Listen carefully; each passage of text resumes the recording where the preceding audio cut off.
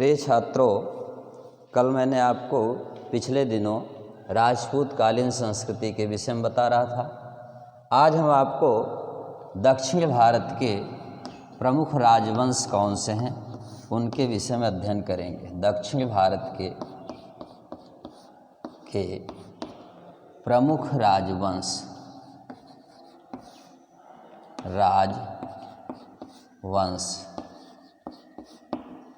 इनमें प्रमुख रूप से 4 राजवंशों का उल्लेख आता है। पहला है पल्लव, दूसरा चालुक्य, तीसरा चोल और चौथा राष्ट्रकूट वंश। अभी तक हमने राजपूत काल में उत्तर भारत के प्रमुख राजवंशों के विषय में पढ़ रहे थे। दक्षिण भारत का नाम आपके दिमाग में बहुत ज़्यादा नहीं फीड था कि दक्षिण भारत के राजवंश भी इसी तरह से होंगे। दक्षिण भारत के राजवंशों के विषय में उत्तर भारत की तरह से यहाँ पर भी जो प्रमुख राजवंश थे उसमें से जो है चालुक्य, पल्लव और चोल तथा राष्ट्रकूट वंशों के नाम आते हैं। अब आप दक्षिण भारत कहते किसको? क्योंकि मैंने पिछले दिनों आपको जब आप दक्षिण भारत जो ऐसे आकृति आपको दिखाई देती है त्रिभुज के आकार की, यही क्षेत्र जो आपको दिखाई देता है, विंध्य पहाड़ियाँ यहाँ पर मिलती हैं आपको, और यहाँ का नीचे का जितना भाग है मीन्स विंध्याचल पहाड़ियों के दक्षिण का जो भी भाग है उसे हम दक्षिण भारत के नाम से जानते हैं, और विंध्याचल के जो उत्तर का भाग है भारत का उसको हम उत्तर भारत के नाम से जानते हैं। इसमें आपको जो प्रमुख 4 राजवंश हमने बताया, पल्लव, चालुक्य, चोल और राष्ट्रकूट, इसमें पहला आता है चालुक्य राजवंश। चालुक्य ये भी राजपूत राजा हुआ करते थे और इनकी भी 3 शाखाएं थीं, जो है कल्याणी के चालुक्य, वातापी के चालुक्य और वेंगी के चालुक्य। चालुक्य वंश एक ही था लेकिन इनकी 3 शाखाओं में शासन व्यवस्था चलती थी, इसलिए इनको 3 श्रेणियों में बांट दिया गया कि जो है वातापी के चालुक्य, वेंगी के चालुक्य और कल्याणी के चालुक्य। वातापी के चालुक्य कौन से लोग थे? इसका जो सबसे प्रमुख शासक हुआ करता था, प्रथम सम्राट जो शासक था वो जयसिंह था, और जयसिंह के अलावा इसने राष्ट्रकूटों से पूरे महाराष्ट्र इत्यादि को छीन लिया था, जीत करके, युद्ध करके, और अपने साम्राज्य में मिला लिया था। चूँकि वातापी का चालुक्य इसलिए कहा जाता है क्योंकि इन्होंने वातापी को ही अपनी राजधानी बनाई थी और वहीं से अपनी शासन व्यवस्था को संचालित करते थे, इसलिए इनको वातापी का चालुक्य कहा जाता है।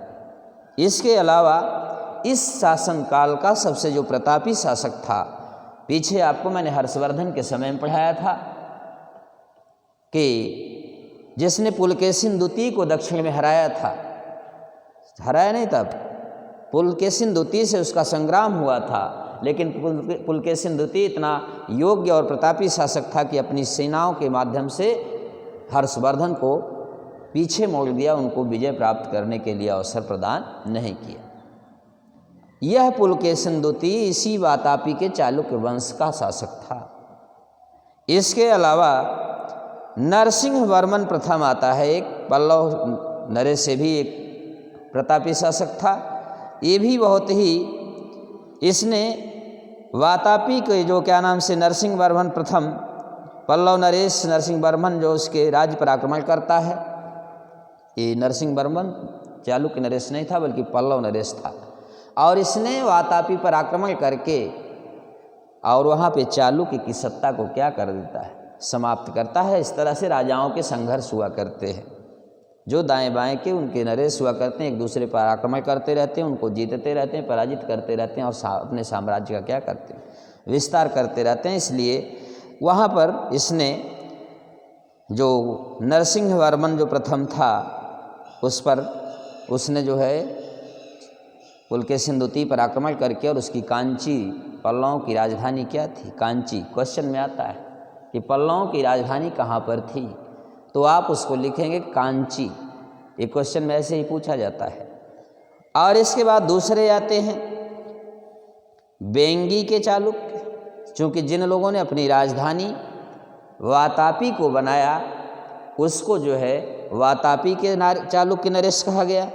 अब उसी प्रकार से वेंगी को, ये भी दक्षिण भारत में स्थान है महाराष्ट्र के पास, और जिन लोगों ने वेंगी को अपना स्थान, अपनी राजधानी बनाया उन लोगों को वेंगी का चालुक्य कहा जाता है। इसके कौन से नरेश जो थे? विष्णुवर्धन इसका जो था संस्थापक था, उसने उसको राजधानी बनाया और वहीं पर शासन व्यवस्था शुरू की। और तमाम इसके नरेश थे जो बहुत प्रभावी नहीं थे।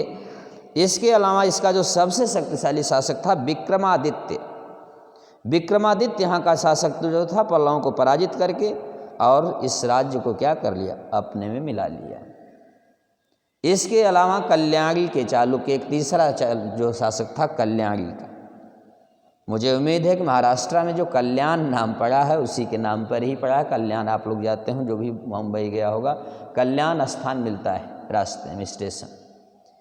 और जिन लोगों ने कल्याणी को अपनी राजधानी बनाया उनको कल्याणी का जो है चालुक्य शासक कहा जाता है। ये कल्याणी के शासक कौन थे? इनका जो क्या नाम से, इसका जो प्रमुख संस्थापक था वो तैलप था। वातापी का जयसिंह था, वेंगी का जो था वो विष्णुवर्धन था, और कल्याणी का जो संस्थापक था वो तैलप था। ये दिमाग में आपके रहनी चाहिए। हो सकता है पूछ दे कल्याणी का जो शासक था स्थापना किसने की थी? चालुक्य नरेश। वह कौन सा शासक था? चालुक्य नरेश, जो कल्याणी की स्थापना की थी, उसका शासक तैलप था।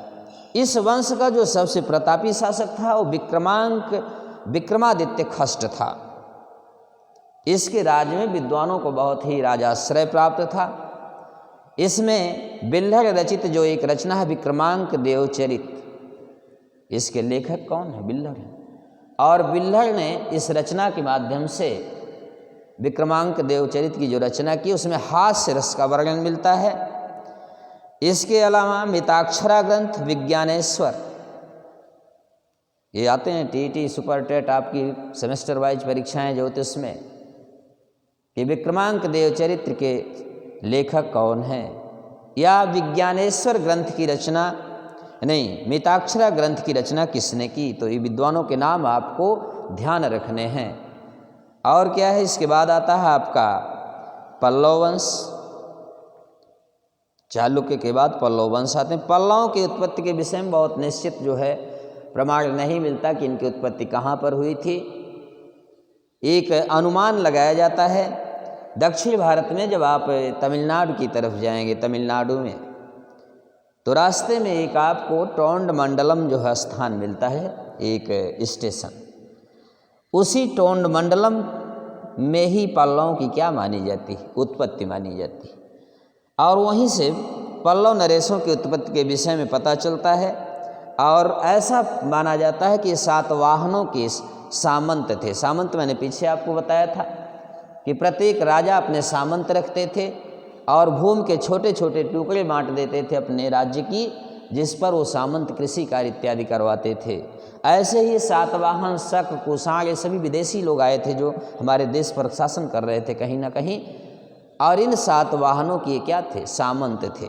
और धीरे धीरे यही सामंत क्या हो गए? वहाँ के राजा बन गए। कैसे बनते हैं इनकी देखिए धार्मिक स्थितियाँ, धार्मिक, सामाजिक एवं आर्थिक स्थितियाँ कैसी थीं। चूँकि आप पूरी तरह से अच्छी तरह से जानते हैं कि भारत एक कृषि प्रधान देश था, कुछ ऐसी स्थितियाँ दक्षिण भारत की भी थी कि आर्थिक स्थिति के लिए कृषि ही प्रमुख व्यवसाय हुआ करता था। इसके अलावा यहाँ पर जहाजी बेड़ों के माध्यम से, चूँकि दक्षिण भारत आपका मैंने बताया है, ये जो दक्षिणी भारत का क्षेत्र है, इधर आपका अरब सागर है, अरब सागर पश्चिम में, और इधर जो है बंगाल की खाड़ी है, बंगाल की खाड़ी। इसका मतलब इधर से जहाज़ों से दुनिया के देशों से भारत में व्यापार होता था। दक्षिण भारत के जो नरेश हुआ करते थे वो व्यापार भी करते थे।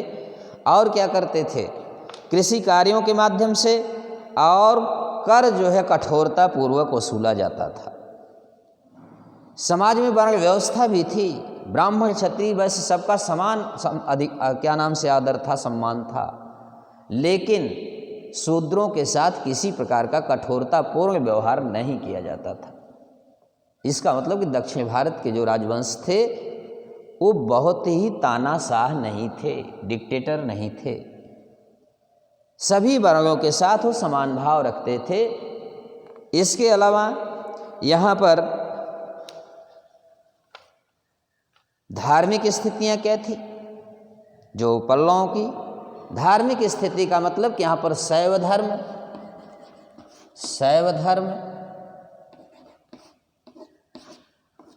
और वैष्णव धर्म, दूसरा एक था वैष्णव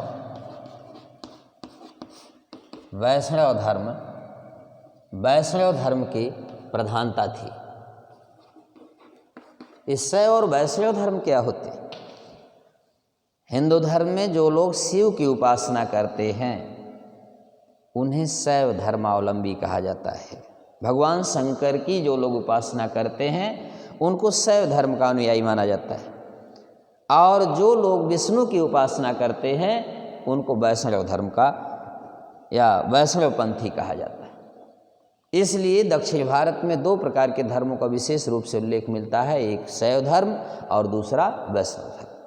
आप जाएंगे तो ज़्यादा करके भगवान शंकर के मंदिर अधिक से अधिक आपको तमिलनाडु वगैरह में मिलते हैं, रामेश्वरम वगैरह जो आप जाते हैं जाके देखिए तो वहाँ पे भगवान शिव की पूजा ज़्यादा करके मिलती है। और हमारे उत्तर भारत जैसे मंदिर नहीं, हमारे उत्तर भारत के तो मंदिर छोटे छोटे आपको दिखते हैं, वहाँ के जो मंदिर हैं ये एकदम 4-4, 5-5 बीघे में बने हुए हैं और एक ही पहाड़ी को काट करके बने हुए हैं, इसलिए उसको एकास्मक कहा जाता है। वहाँ अलग से पत्थरों को जोड़ के नहीं, कोई पहाड़ी है उसी को काट काट करके मंदिर का रूप दे दिया गया है। ये जो है वहाँ की चित्रकारी, वहाँ के स्थापत्य कला, ये सारी विशेषताएं पल्लवकालीन संस्कृति की थी। और क्या था यहाँ पर अवतारवाद, मूर्ति पूजा, यज्ञ आदि का विशेष रूप से उल्लेखनीय जो है विवरण मिलता है। इसका मतलब कि पूरे भारत में आर्यीकरण हो गया। आर्य उत्तर भारत से आए थे, अफगानिस्तान से आए थे, लेकिन इन्होंने पूरे हिंदू धर्म को उत्तर से लेकर दक्षिण तक फैलाने का काम किया, और उसमें प्रमुख रूप से इन चालुक्य, चोल, राष्ट्रकूट आदि राजाओं का विशेष क्या था, उल्लेखनीय योगदान था। ऐसे ही इसी समय हिंदू धर्मशास्त्र दक्षिण भारत में बहुत लोकप्रिय हुआ। कर्मकांड इत्यादि की स्थापना हुई, जो आज भी ब्राह्मण वगैरह हमारे यहाँ कर्मकांड करवाते हैं, वो सारी चीज़ें दक्षिण भारत में खूब आपको देखने को मिलेगी। पल्लव काल यद्यपि हिंदू धर्म का उत्थान का काल था। हमारे भारत का जो बजट, हमारी भारत सरकार भारत को जो चलाने के लिए, अपने देश की व्यवस्था को चलाने के लिए जो बजट खर्च करती है, आप सोच लो कि कितना हमारे देश में अंधविश्वास और धर्म के नाम पर जो आस्था रखी जाती है। एक एक मंदिरों में करीब करीब दक्षिण भारत के उतना बजट के बराबर पैसा है। सोने चांदी, हीरे मोती जवाहरात हैं। बालाजी मंदिर, सत्य साई मंदिर, ऐसे ही पद्मनाभन मंदिर, कौन कौन से मंदिरों की बात मैं बताऊं दक्षिण भारत के, जहां पर आपके भारत के बजट के बराबर एक मंदिर में वहां पर धन है। और इसके बावजूद भारत क्या कहलाता है? भारत एक गरीब देश कहलाता है। लेकिन जब आप मंदिरों में जाएंगे तो वहाँ पर देखेंगे कि अपार सोने चांदी से जड़ा हुआ मूर्तियाँ, सारी चीज़ें लगी हुई है। रोजाना करोड़ों के दान हो रहे हैं, दान पेटिकाओं में दान डाले जा रहे हैं। इस तरह से इसके अलावा बौद्ध, ऐसा नहीं, हिंदू धर्म के साथ साथ बौद्ध, जैन धर्मों का भी इन शासकों ने उल्लेखनीय जो है विकास करवाया। किसी भी धर्म के साथ ही जो है अवहेलना नहीं करते थे, किसी धर्म का ये अनादर नहीं करते थे। ऐसे ही साहित्यिक उन्नति में इनकी क्या स्थितियाँ थीं?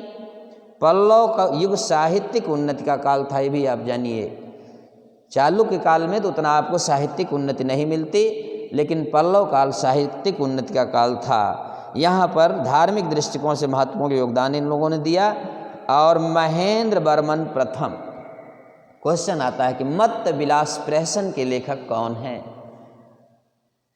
इसलिए इन चीज़ों पर विशेष ध्यान दीजिएगा। आप अपने मेंशन कर लीजिए, अपने जो है क्या नाम से नोट्स में इसको बना लीजिए कि मत्त विलास प्रहसन के लेखक महेंद्र वर्मन थे। ऐसे ही आपको आ जाता है कि पल्लव नरेश उस समय तत्कालीन जो धार्मिक स्थिति पर जो प्रकाश पड़ता है, उस समय का नरसिंह वर्मन द्वितीय जो बहुत प्रतापी राजा था पल्लवों का, उसने आगम प्रिय की उपाधि धारण की थी। हो सकता है क्वेश्चन में पूछ दे कि आगम प्रिय की उपाधि धारण करने वाला शासक कौन था दक्षिण भारत का, तो पल्लव नरेश नरसिंह वर्मन कौन था, द्वितीय था। ऐसे ही आप लोगों ने अपने कोर्सों में पढ़ा होगा संस्कृत का विख्यात विद्वान दंडिन, जो संस्कृत का विख्यात विद्वान दंडिन था वो भी इसी पल्लव नरेश के ही शासनकाल में था। ऐसे ही पल्लव नरेश सिंह विष्णु की राजसभा में रहता था एक भारवी नाम का कवि, संस्कृत में पढ़ने को मिलता है शायद बीए वालों को, ग्रेजुएशन में आपके कोर्स में भी है भारवी। और वह विद्वान इसी सिंह विष्णु के राज्यसभा में रहता था। ऐसे ही एक क्वेश्चन पिछले बार पूछा गया था कि पल्लवों के समय शिक्षा का प्रमुख केंद्र कौन सा था, तो पल्लवों की चूंकि राजधानी कांची थी और कांची को उसने क्या बना दिया था, शिक्षा का प्रमुख केंद्र बना दिया था, जहाँ पर बहुत से लोग क्या करते थे, विद्या अध्ययन के लिए आते थे। 108 परिवार एक साथ जो विद्या अध्ययन करते थे। और इसके अलावा क्या किया करते, संस्कृत के साथ साथ ये भी आया था क्वेश्चन कि पल्लव काल में किस भाषा का विशेष रूप से विकास किया गया था। टोंड मंडलम एक ऐसा प्रतीत, संस्कृत भाषा का प्रतीत होता है। और इसमें सबसे ज़्यादा जो पल्लवकालीन राजाओं ने जिस भाषा का विकास किया वो संस्कृत थी। और संस्कृत के आधार पर ही पल्लवों ने साथ साथ अपने वहाँ की जो स्थानीय भाषा तमिल भाषा थी, तमिलनाडु में आप आज भी जाएंगे तो आपको ज़्यादा हिंदी नहीं मिलती। या तो आप अंग्रेजी जानते रहें इंग्लिश को, या तो तमिल भाषा आपको पता रहे, तो आपको आने जाने में खाने पीने में कोई असुविधाएं नहीं होंगी। वैसे धीरे धीरे हिंदी लोग जान रहे हैं, ऐसी बात नहीं, लेकिन वहाँ की सरकार ने हिंदी पर बैन लगा दिया। वहाँ की राज्य सरकार ने राजनीतिक कारणों से कि लोग हिंदी जानने लगेंगे तो राजनीति करना शुरू कर देंगे, बल्कि तमिल ही लोग जाने, जिससे कि हम लोग ही यहाँ पर राजनीति के आका बने रहें और हिंदी को बढ़ावा नहीं देना चाहते।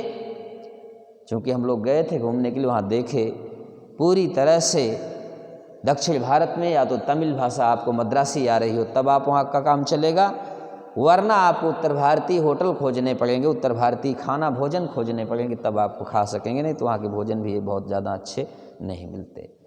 इसके अलावा पल्लवकालीन कला क्या थी, पल्लव काल कला के क्षेत्र में भी बहुत विकास चरमोत्कर्ष पर था। और चरमोत्कर्ष पर होने के नाते इस समय जो एक काष्ठ कला और कंदरा कला जो चल रही थी पल्लव काल से पहले, इन कलाओं से, काष्ठ माने जो लकड़ी पर कला चित्रित की जाती थी उसको काष्ठ कला कहा जाता। कंदरा कला का मतलब क्या होता है, कंदरा कला का मतलब कि जो गुफाओं में कंदरा कला जो पत्थर की काट की गुफाओं में कलाएं विकसित की जाती थी उसको कंदरा कला कहा जाता था। इसमें महेंद्र वर्मन प्रथम शैली, मामल्ल शैली, चूँकि मामल्लपुरम में इसका स्थापना की गई थी इसलिए मामल्ल शैली के नाम से, राज सिंह शैली, और इस तरह से तीनों शैलियों में इन कलाओं का विकास दक्षिण भारत में पल्लव शासकों ने किया था। अगले दिन मैं आपको चोल और राष्ट्रकूट वंश पढ़ाऊँगा। धन्यवाद।